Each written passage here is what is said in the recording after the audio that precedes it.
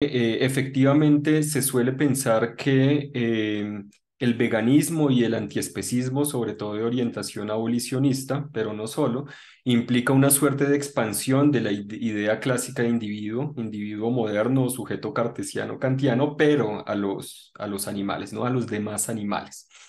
Y yo lo que planteo aquí es que a partir de Spinoza, lo que podemos es pensar que ese individuo, el individuo sintiente, no es producto de una expansión de ese individuo cartesiano, kantiano, racional, reflexivo, etcétera, etcétera, sino que es otra cosa, porque el punto de partida físico y metafísico es diferente, es decir, ontológico es diferente.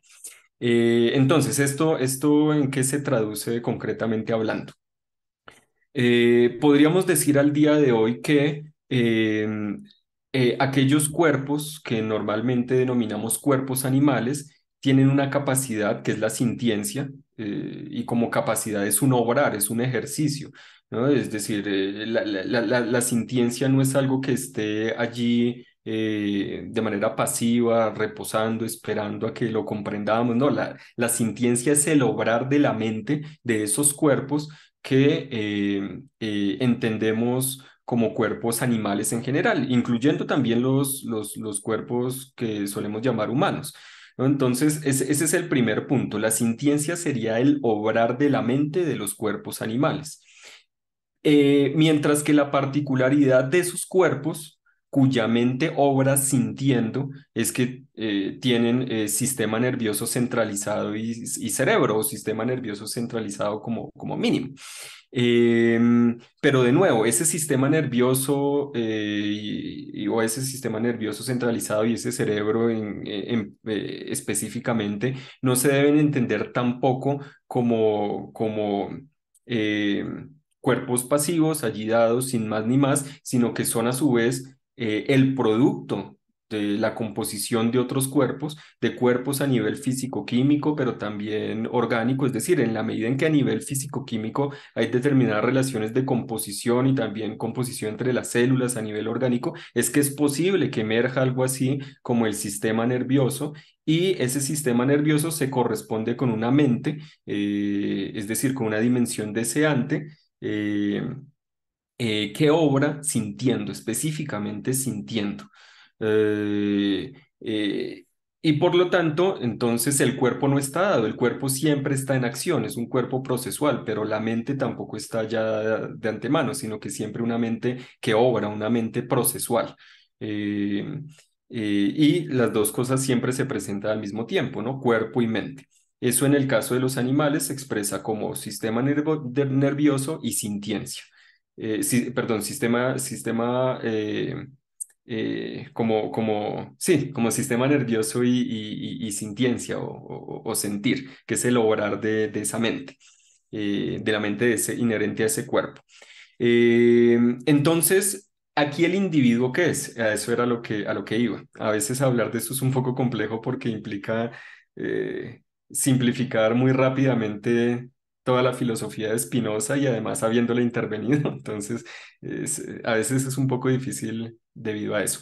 Pero el caso es que a lo que voy es que ese individuo así considerado, ese individuo sintiente así considerado, es decir, como producto de ese proceso de individuación a través del cual se genera ese cuerpo con sistema nervioso en acto y esa mente obrando, que es la de la capacidad de sentir desplegándose, a partir de ese proceso de individuación, consideramos entonces que los individuos sintientes, como diría también un autor como Alasdair Cochrane, los individuos sintientes lo que hacen es llevar a cabo un proceso, sí, un proceso o una simulación, yo creo que esa palabra puede ser la palabra clave, una simulación integradora del propio cuerpo en determinado ambiente, que eso es lo que hace la sintiencia en relación con el sistema nervioso, lleva a cabo una simulación integradora del propio cuerpo en determinado ambiente.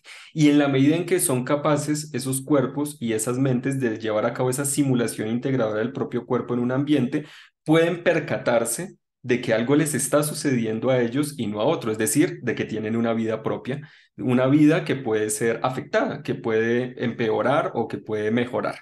Y así funciona ese modo de individuación específicamente animal. esa conciencia, la conciencia sintiente. Los seres humanos también funcionamos de esa manera en tanto animales, pero a su vez podemos ejercer, es decir, nuestras mentes pueden obrar de manera racional, es decir, de tal forma que comprendan sus propias relaciones, sus propios condicionamientos y los puedan llegar a intervenir, aunque no de manera pues absolutamente libre, ¿no? A partir de la libertad de la voluntad, que es algo realmente que niega Spinoza y que en lo cual ya pues yo tampoco creo. Pero la libertad propiamente humana, producto del ejercicio de la razón, estaría en la capacidad de comprender los propios condicionamientos, empezando por los condicionamientos físicos y biológicos, pero también los condicionamientos sociales, los condicionamientos también al nivel, ¿no? Afectivo en general. Y eso implica la expansión de una serie de capacidades que no están presentes en donde en los cuerpos cuyas mentes solo obran de manera sintiente, ¿no? Específicamente sintiente. Pero los cuerpos humanos son cuerpos sintientes, es decir, son las dos cosas al mismo tiempo. Y lo que yo digo en contraste con Spinoza, con lo que afirma Spinoza, es que en la composición del cuerpo político no solo se componen las naturalezas humanas en tanto naturalezas racionales, sino que a su vez esos cuerpos se componen al nivel de la sintiencia y al nivel del deseo en general. Es decir, toda comunidad política o todo cuerpo político es ya una ecología, un cuerpo colectivo compuesto, así no lo queramos reconocer, por nuestros cuerpos literalmente, no a nivel biológico, pero también por una ecología compuesta por lo inorgánico. El arte entonces poshumanista, ya no humanista casi que renacentista al estilo de Spinoza, sino poshumanista y postmoderno, ¿no? Sería el de la capacidad de componer esas ecologías enteras, en donde las diferentes almas, sean deseantes, sintientes o racionales, concuerden entre sí al tiempo que concuerdan los cuerpos. Sería todo un ejercicio de ecología política. Hacia allá va la cosa. Entonces, aquí no hay un individuo que sea la extrapolación a los animales del individuo moderno, cartesiano, kantiano o liberal, sino que hay otro tipo de individuo. Y otro tipo de modo de explicar o sí, de forma de explicar cómo opera el proceso de individuación. Em, entonces iría por ese lado. Ahora, en términos de ejemplos concretos, yo creo que podría dar muchísimos. Aquí en Colombia hay una organización que es una organización internacional que no solo está en Colombia, que se llama Ríos Vivos. No sé si de pronto en México, Argentina, bueno, en sus respectivos países esté presente, pero sé que está presente en otros países, no solo en Colombia, esta organización Ríos Vivos. Y aquí esa organización se hizo conocida por un proceso de denuncia de lo que generó la instauración de un megaproyecto, de la instauración de una hidroeléctrica, de una gran hidroeléctrica. El proyecto se llamó o se llama Hidroituango, porque justamente fue localizado en un lugar que se llama así, en un territorio que se denomina Ituango.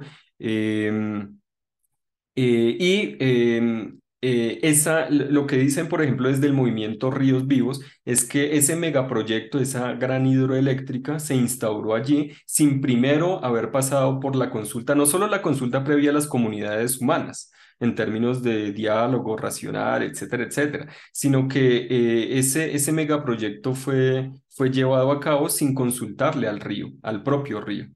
Estamos hablando de una hidroeléctrica, ¿no? Pero no se le consultó al propio río. ¿Pero qué es consultarle al río? Pues consultarle al río es entender el cauce del río, la manera en que se expresa el río, es decir, el conatus o la fuerza, la potencia vital de ese río. Entonces, ¿cómo componer allí, por ejemplo, un cuerpo político, cosmopolítico, una ecología política? Pues no solo poniendo en marcha estos procesos de diálogo racional en donde se habla con la comunidad, etcétera, etcétera, y la comunidad decide sobre lo que acontece en su territorio, sino que a su vez se tiene que entrar en diálogo con el río, pero también en diálogo con los seres sintientes, con los individuos sintientes que habitan ese territorio, ¿no? Ituango. Y de ahí van a salir una serie de normas, de instituciones, de procesos, ¿no? Se va a componer algo muy diferente a lo que se compuso habiendo desatendido al río, los animales e incluso las propias comunidades, que no se las consideró muy racionales, ¿no? Para discutir ni siquiera con ellas. En primer lugar, por ser comunidades ante todo rurales, campesinas.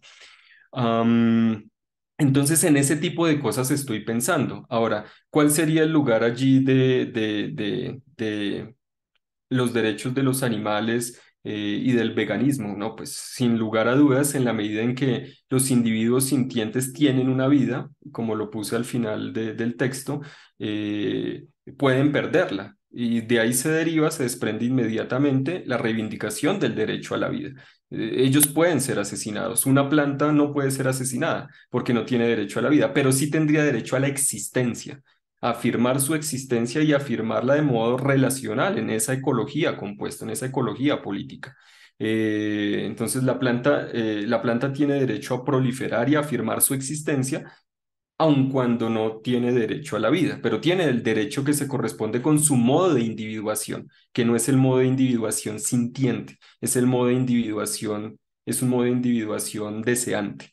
Pero también podríamos empezar a pensar pues en la roca, el viento, el agua, como también entes producto de un modo de individuación asociado a una cupidita simpliciter, como digo en el texto, es decir, a un deseo que no es un deseo que hace que esos entes proliferen al modo de los entes orgánicos, es decir, no se reproducen, ¿no? No copulan, no se reproducen, no se afirman de ese modo. También tienen derecho a la existencia, pero no tienen derechos que sí tendrían los entes biológicamente vivos, los seres orgánicos. Entonces hay que pensar es en esta maraña de entes, de modos de individuación relacionados y en los derechos que se derivan de esos modos de individuación o que son inherentes a esos modos de individuación, porque recordemos, todo ente tiene valor por sí mismo, todo, independientemente de si es inorgánico, orgánico, sintiente o lo que habitualmente llamamos racional o humano.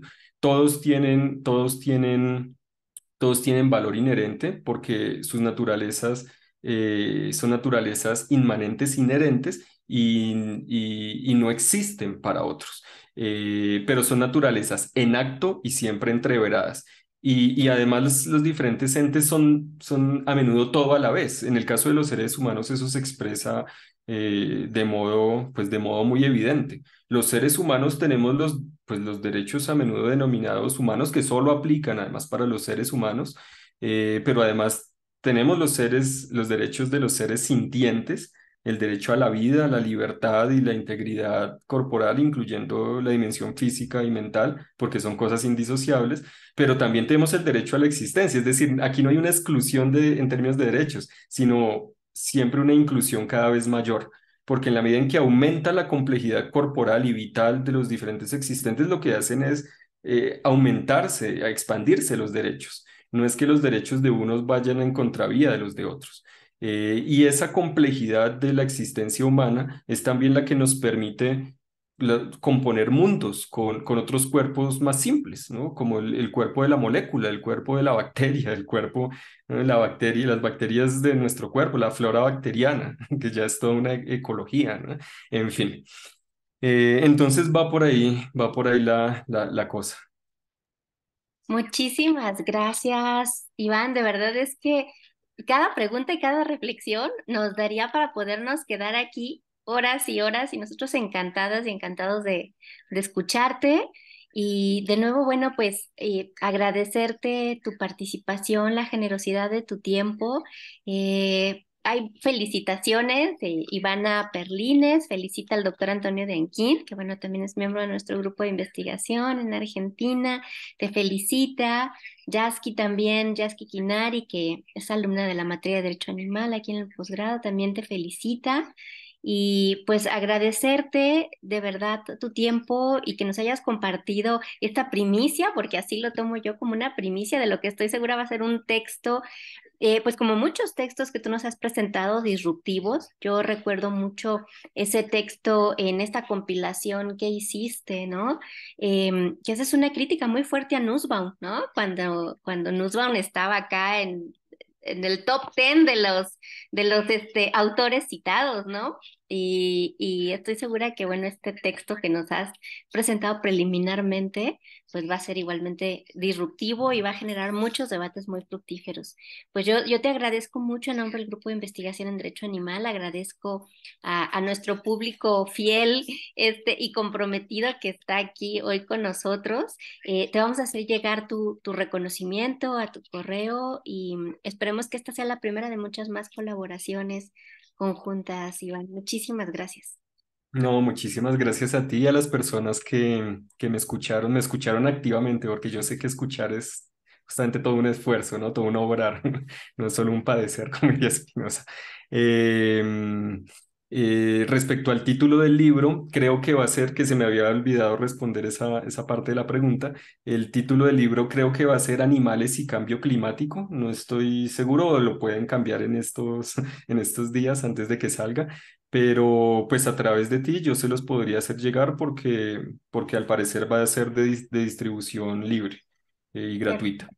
Sí, ¿no? Entonces, Eso nos encanta, todavía más la generosidad de compartir libremente textos y pues yo agradecer a ti y a todos los colegas que nos han acompañado. Yo pude estar observando, ¿no? A lo mejor tú como estabas en la ponencia, ¿no? Yo observaba las caras de los escuchas y sí fue una escucha muy activa y muy interesada y muy bonita. Así que, bueno, pues muchísimas gracias, Iván, muchas gracias, doctor Víctor Hugo, doctor Antonio, a todos quienes nos han acompañado el día de hoy. Y pues nos veremos el próximo martes con la conferencia. Si no me equivoco, está la maestra Brenda el próximo martes, ¿correcto? Así que no se pueden verter a la maestra Brenda y también pues hacer el anuncio el próximo viernes. Tenemos nuestro seminario, les voy a hacer llegar junto con el doctor Víctor Hugo Salazar La Liga para hablar de temas de animales y criminología.